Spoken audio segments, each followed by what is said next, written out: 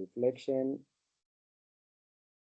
is given in the given line of reflection. So we want to reflect that image, that figure, so that we have an image along the line of reflection. So what we basically do there, you be counting the number of steps. So G prime, this image of G is going to count the steps from the symmetry line, which means one step there, one step from there. So the number of steps might be the same. Then we go to the next one, which is how many steps from the symmetry line, H. H is 1, 2, 3 from the symmetry line. So 3 steps from the symmetry line. We also do the same. From the symmetry line, we move 3 steps going to the right. That's how we do it. Okay, which means 1, 2, 3, which means we are there. That's where your H is going to be, which means 1, 2, 3 steps. That's arrived. Okay, that's how you draw this from H. Then from H, you can see we moved this length 2 units up. We do the same. So we are going also to move 2 units up like that. Then you'll be joining your figure like that, the same way it is. Then you count from D. You can see D, how many steps from the symmetry line? 1, 2, 3, 4, 5 steps. You do the same going to the right.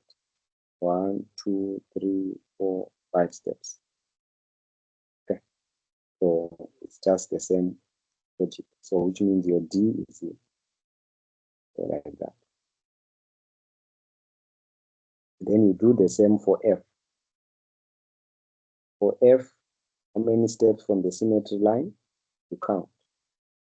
1, 2, 3, 4 from the symmetry line. You do the same. 1, 2, 3, 4, the symmetry line. So which means your F is here. 4 steps from the symmetry line. Then you join. You are joining the figure like that. Then you join the figure with the ruler, stretch. Yeah. Then let's check for E. How many steps from the symmetry line? You count. 1, 2, 3, 4, 5, 6 steps. So 6 steps. You do the same. You count also 6 steps to the right. Count also 6 steps to the right. 1, 2, 3, 4, 5, 6 steps to the right. We are here. So you'll be counting 1, 2, 3, 4, 5, 6 steps to the right. That's how you do it. Then you join the point like that. That point, by joining it like that. So that is your reflection of that field. Then you must label it now that this is your image of G, image of H, that is the image of C, image of D, E prime. The image of E is your E prime. The image of F, which is your F prime, is the image. And you can shade it, indicate the image. So that is the image, how you do it. So you count the number of steps from the symmetry line. Instead of going to the left, you'll be going to the right. Instead of going to the left, you'll be going to the right of the symmetry. Right. And we move on to the next. So that one is talking about the rotation of 90 degrees about the point, about the vertex C. So vertex C is the cone. So this is the axis of rotation. So the axis of rotation is here. That is the axis of rotation. corner C. So you want to rotate all the objects 90 degrees. So which means this length BC will measure 90 degrees where it's going to start. So it will be move this BC 2 units, 1, 2 units through 90 degrees about this point. So BC will be here. That is where the new BC is going to be. Okay. So which means when you rotate 90 degrees, the angle will be there. That is where our new BC is going to be. And the angle about C, that will be the 90 degrees. That is the 90-degree rotation we are talking about. So our C stays the same, but our new image, that will be B. Okay. And while we are moving, everything is moving. So which means this side, which is 3 units, AB, which is 3 units, now is that side. 3 units. So that will be the side now. So the 3 units will be going to the right. So it will be like 1, 2, 3 to the right. Since the height was also 1, 2, 3 upward. So must take note of that. So which means the distance, the angle between B prime and B is going to be 90 degrees. And also the angle between A and A prime is also going to be 90 degrees. So which means if you are to measure the angle, this angle is going to give us 90 degrees. It's going to give us 90 degrees if you are to measure this angle coming to A. So here you are going to get a 90-degree angle.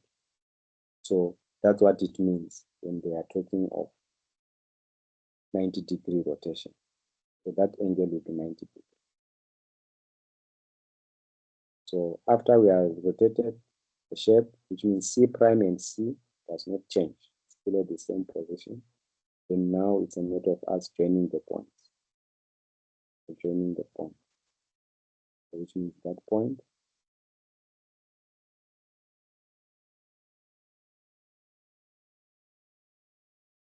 by joining the point. So this is our A, join it to C. So this is A prime, B prime. So that is our image. 90-degree rotation.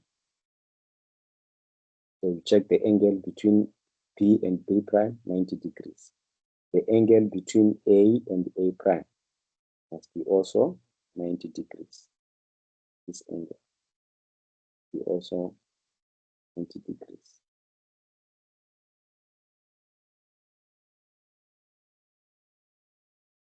That angle must be 90 degrees. That's what it means. Also the angle between B and B prime, 90 degrees. So that is the 90-degree rotation we're talking about. So let's move on to the next one. Check whether the scale factor will produce a larger or smaller image. So if you use a scale factor of 1,2, if your scale factor is 1,2, which means you're enlarging it, so it will give you a larger, which means the number which I'm applying by is greater than 1. So that scale factor will give a larger image. So the scale factor which I'm applying will give you large. Why? Because I'm applying by 1.2. Any number times 1.2 is going to be bigger. So it's going to be large. That is the idea. And also 0.25, any number multiplied by a number less than 1 becomes smaller. So you must know that. So a scale factor of 0.25, which means your image is going to be smaller. The image is going to be small. So here we are talking of the image. The image is going to be So now we are at number 2.3. They are saying resize the following figure. Use a scale factor of 0.5, which means we are applying this figure by half. It's going to be reduced. So it's going to be smaller. So our image, in other words, our image is going to be smaller. Our image is going to be small. So that's what we want to do. Our image is going to be smaller. Right. So let's check. What are the dimensions first? So there we are having 2 units. So we are multiplying by 0.5 by half. So this length, we are having 1, 2, 3, 4 units, which means there's 4 units. Then let's check 1, 2, 3, 4, 5 units. This side is 5 units. This side is also 5 units, 2 units. Yeah. So that's how you'll be counting them. Then you count the boxes on the right, 1, 2, 3, 4, 5, 6, 7, which means this side is 7 units. Also that side is 7 units. And then we count 1, 2, 3, 4, 5, 6, 7, 8. The bottom side is 8 units. So when you are drawing, you are just multiplying those numbers by half. That's what you are going to do. Just multiplying by half. So half of 2 is what? Is 1. So we are using scale factor of half. Half of 2 is 1. So your image will be just having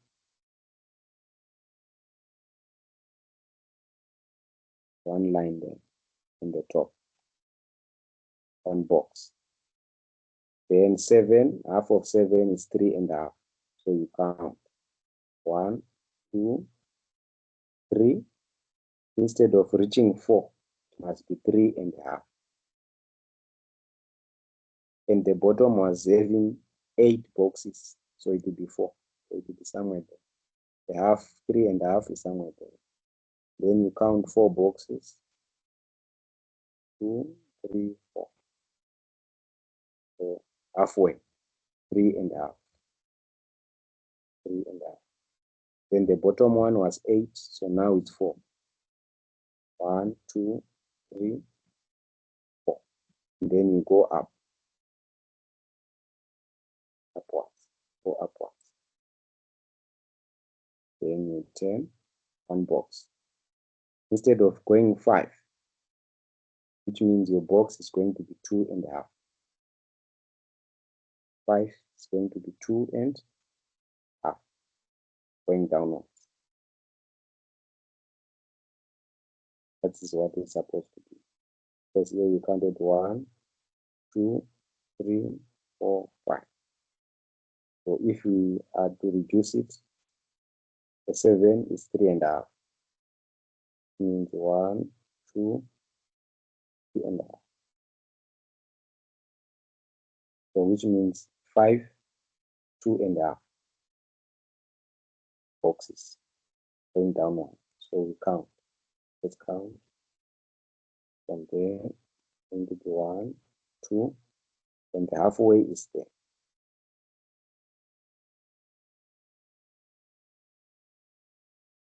It's the halfway.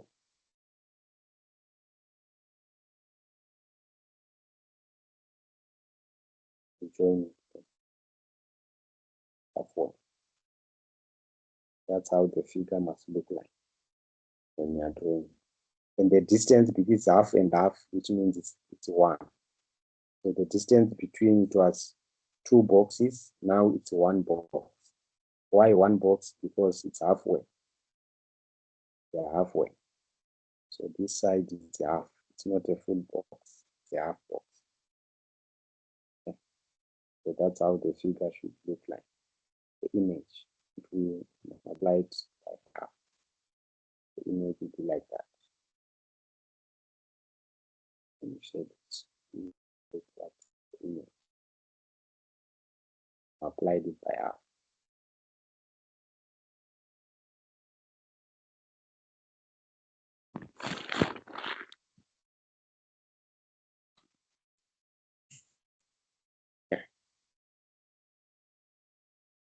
Then we move on. The next question of an equilateral triangle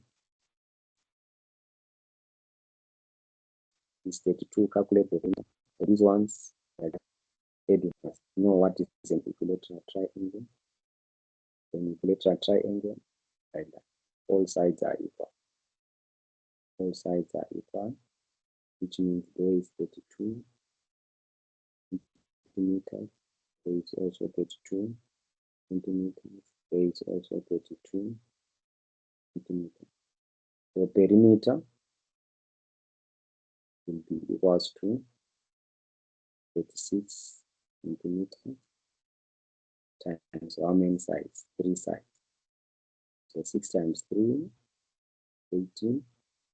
Carry the 1, 3 times 3, 9 plus 1, 10. So we added the perimeter. The units are centimeters, not square centimeters. The perimeter. Okay. When complete 1 centimeter, how many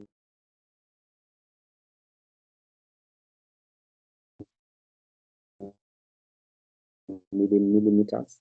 10. 1 centimeter is 10 millimeters.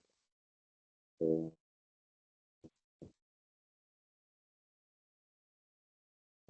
we write 10 divided by 10 millimeters. So the answer 10 times 10 is 100 millimeter square. That's all. We must know the conversion of millimeters to centimeters.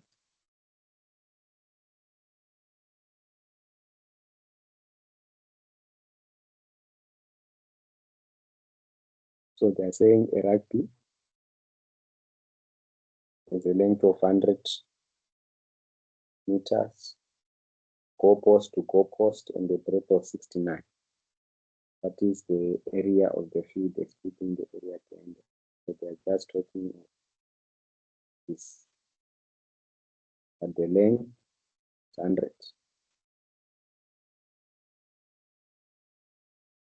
100 meters, the breadth, 69 meters.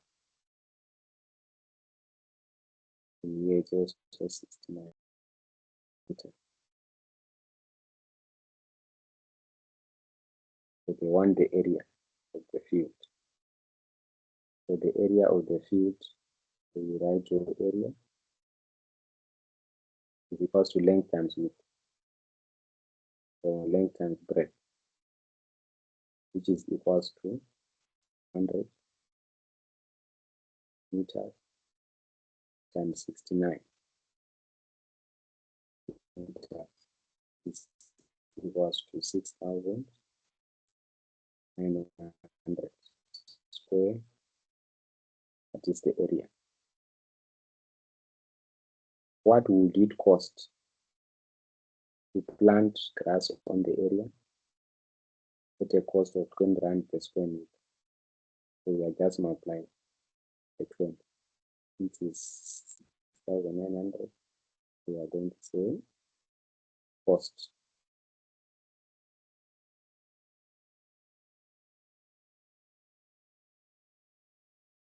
Cost will be equal to 6,900 divided by 20. This has 0. The first place holder 2 times 0, 0, 2 times 0, 2 times 9, 15, 0, 1, 12. So that will be the cost. And by rent. So it was 20 rand. Okay. We move on. So here we want to consider the following rectangular prism with inside measurements as shown. The surface area told you must know the formula for surface area.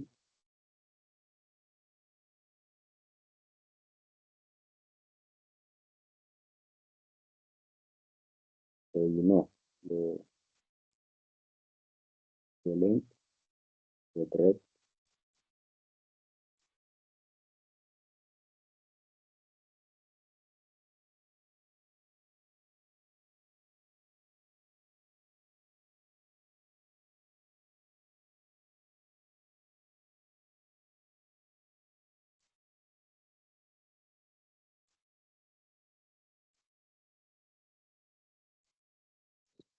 so if you are calculating the side, because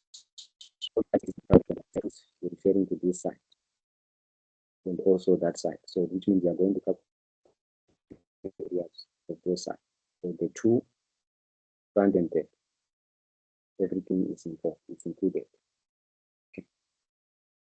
So the areas they multiplied by 2. So it's 2 multiplied by what? So it will be 2 multiplied by the length times the breadth, means LP, length times breadth, plus the length times the height, plus the breadth times the height.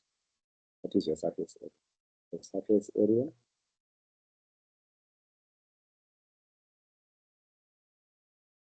is that. You come and multiply, it's 2 times what?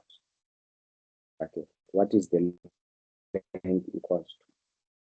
So we check. Our length is this one. It is the same as the bottom one. It's the same as this one. It is the same as that one. That is the length. So the length there is 8 times breadth is 5 centimeters plus length times height, 8 times 2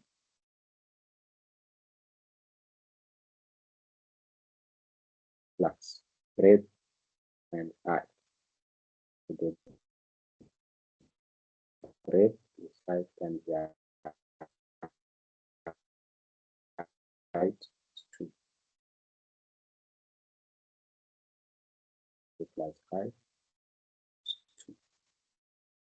The answer is 2 multiplied by 40 centimeters square plus 16 centimeters square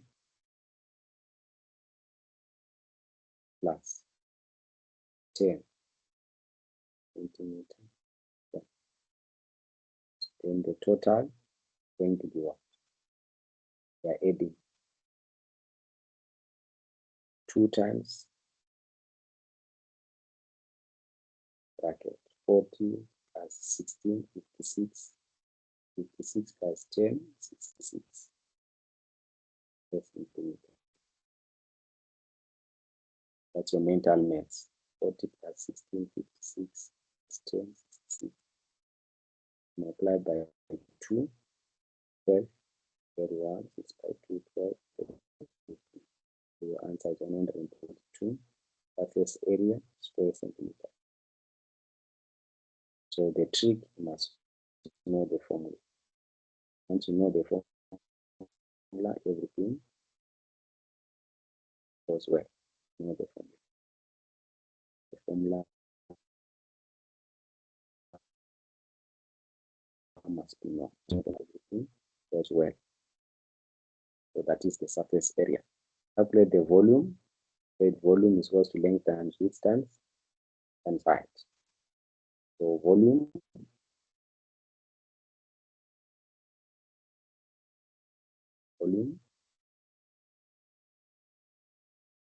the volume equals to length times the breadth, the height, which is 8 centimeters, multiplied by 5 centimeters, multiplied by the height, which is 2 centimeters. 8 times 5, 40, 40 times 2, that's 8. 8 and 5, that's 40. 40 times 2, 80. Volume, cubic. 80 cubic centimeter. 80 cubic centimeter. What is the capacity of the rectangular prism in milliliters? So you must know the conversion. It says 1 milliliter. 1 milliliter is equals to 1 cubic centimeters. So this is the conversion that is. So it's just a matter of multiplying. So it's 80, which means it's 80 what? Milliliters. This is milliliters. Now is data handling. I given a stem. So what is on the left there, that's what we call stem. It's the stem, and these are the leaves. So the stem and the leaf. So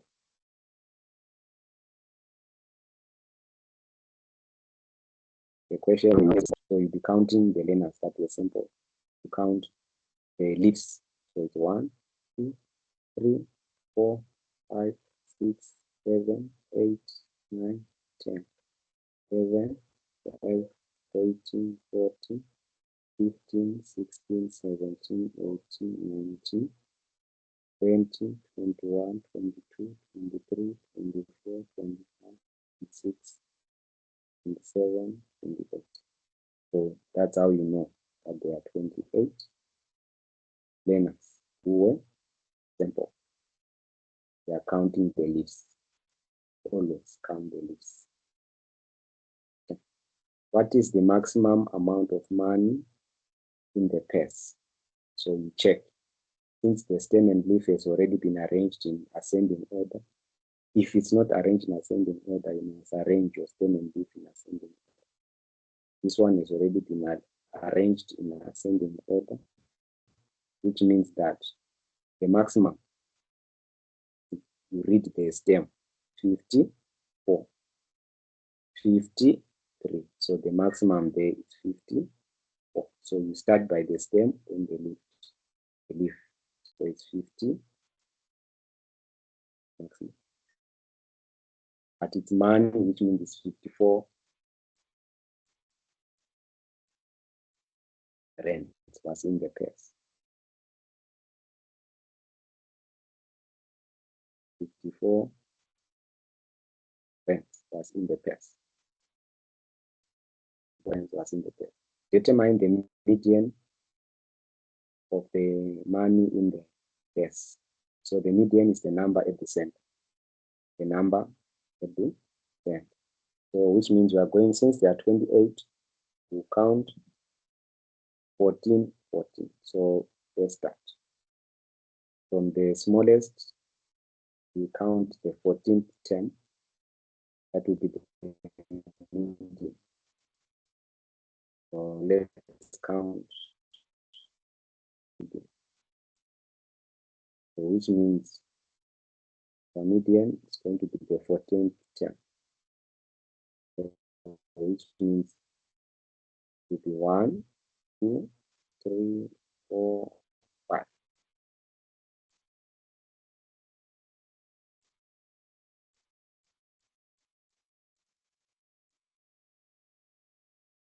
It's 11. So the 14th one, that is the 187. Then we also count from the highest to the lowest. First, we counted from the lowest going to the highest. So now we are counting from the highest going to the lowest in descending order, the 14th one. Let's check which one is it going to be. So we start here. 1, 2,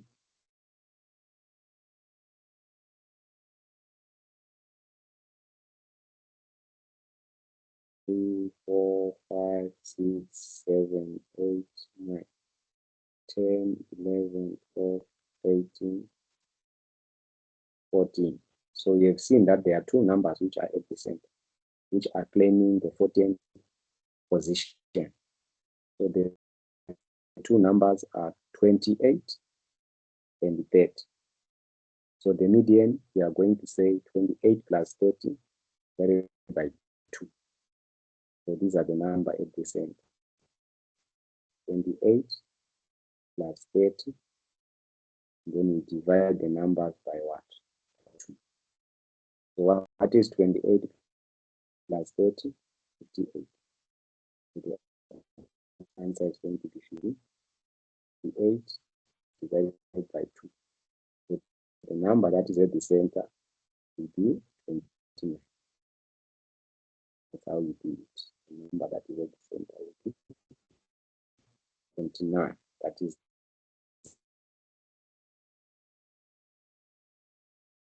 our median.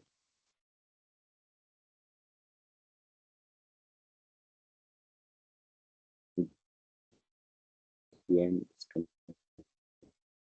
29. So the median will be the one at the center. So it will be at the center.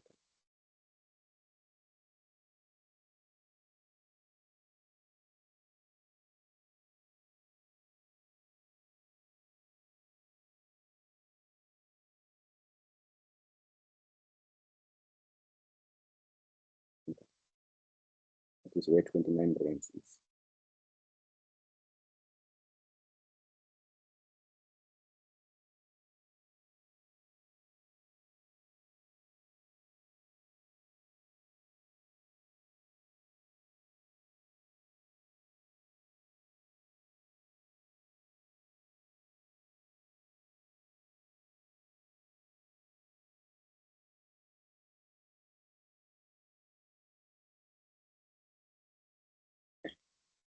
Then so the question is saying what is the range of the data set in class A?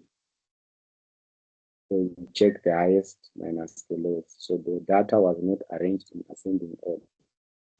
So first you arrange that data in ascending. So you arrange the data in ascending order.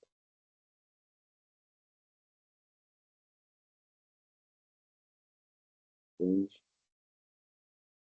in ascending order.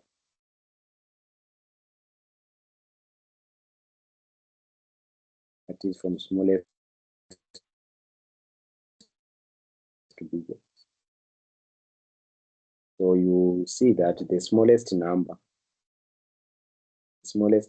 there, we are having 94, which is minus the highest. So the highest is 94. Then the smallest 18. 18 should be with a 10. Don't have anything less than 10. So the range is 94 minus 10. So for only the data, range is highest minus the lowest.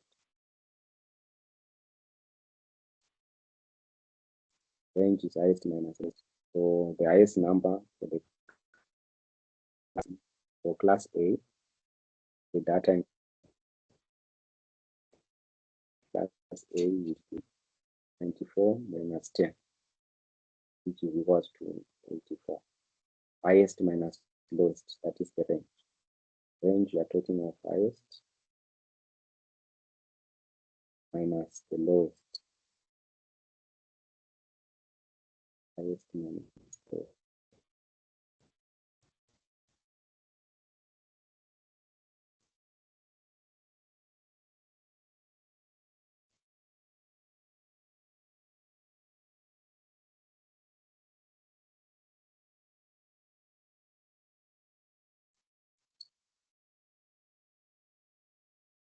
So they give that. And then the last one is saying which measure of central tendency, the mean, the mode, mean or median will represent the average of the data. Explain. So which measure of central tendency? The mode, mean, or median will represent the average of the data.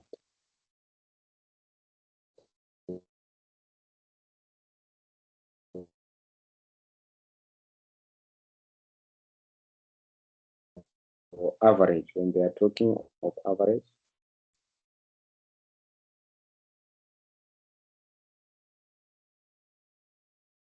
average or the mean.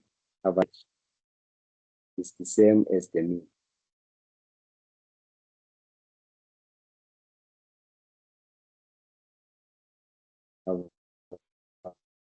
Average is the mean of the data.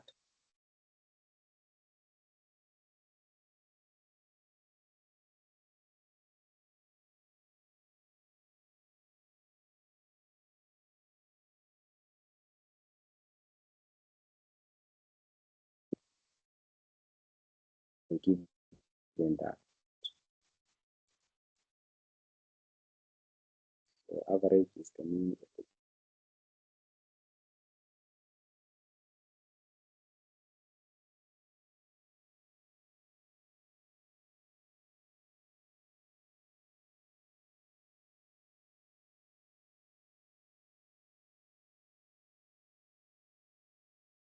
get all these valid data. So you sum, which means you are going to add. So the sum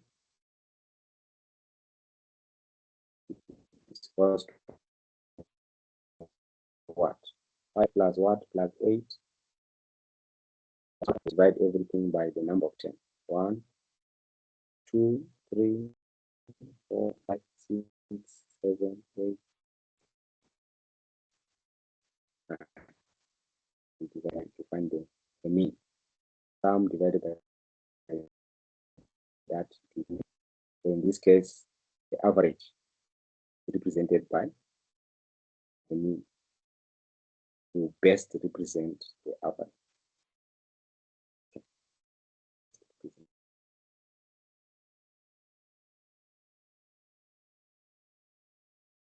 In the max is the end.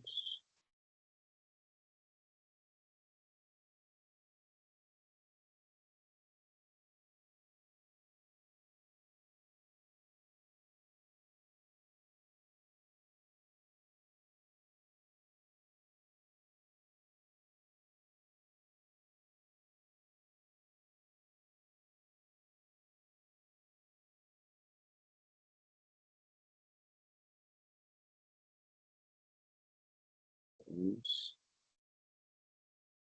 the range we can push